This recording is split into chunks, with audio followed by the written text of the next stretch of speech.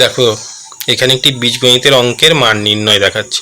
এখানে কি আছে, a টু দি পাওয়ার 27 সমান 27 to the power a square.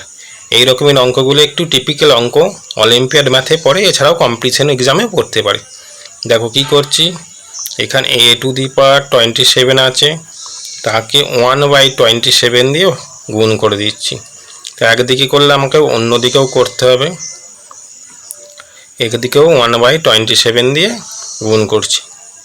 এখানে কি হচ্ছে, 27 কেটে যাচ্ছে, তাহলে a সমান 27 to the power a square by 27 এসে গেল। এবার কি করছি, বোথ সাইডকে 1/a স্কোয়ার দিয়ে গুণ করছি। 27 a স্কোয়ার বাই 27, তাকে 1/a স্কোয়ার দিয়ে গুণ করছি। দেখো a স্কোয়ার এখানে কেটে গেল, কি দাঁড়ালো আমার, তাহলে a two the power 1/a square সমান 27 টু দি পাওয়ার 1/27। এবার কি করছি, দেখো a বাই 1/a স্কোয়ার সমান 27 টু দি পাওয়ার 27কে লিখছে 3 × 9, 3 × 9 সমান 27। তারপরে কি করছি, a two the power 1/a square সমান 27 টু দি পাওয়ার 1/3, তাকে ভেতরে ঢুকিয়ে নিচ্ছি, বাইরে থাকছে 1/9। এবার কি করছি, a two the power 1/a square সমান 27কে লেখা যায় কি 3 কিউব বাই 1/3 বাই 1/9। তো a two the power 1/a square সমান 3 কেটে গেল, 3 টু দি পাওয়ার 1/9। তাহলে কি হল, দাঁড়ালো a two the power 1/a square সমান 3 to the power 1/3 square.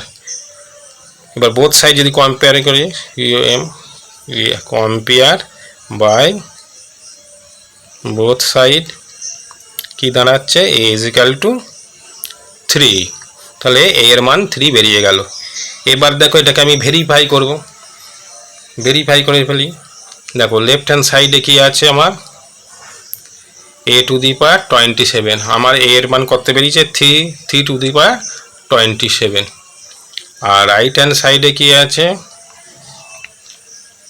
27 to the power a square, তাহলে 20 টু দি পাওয়ার a এর মান কত 3 স্কোয়ার, তাহলে 27 টু দি পাওয়ার 9, তাহলে 27কে আমি কি লিখে 3 কিউব টু দি পাওয়ার 9, এবার 3 কিউব কত 3 টু দি পাওয়ার 27। দেখো বোথ সাইডেই আমার এলো 3 টু দি পাওয়ার 27, তাহলে আমার অঙ্কটা ঠিকই আছে। তাহলে এখানে এর মান কত, এর মান 3।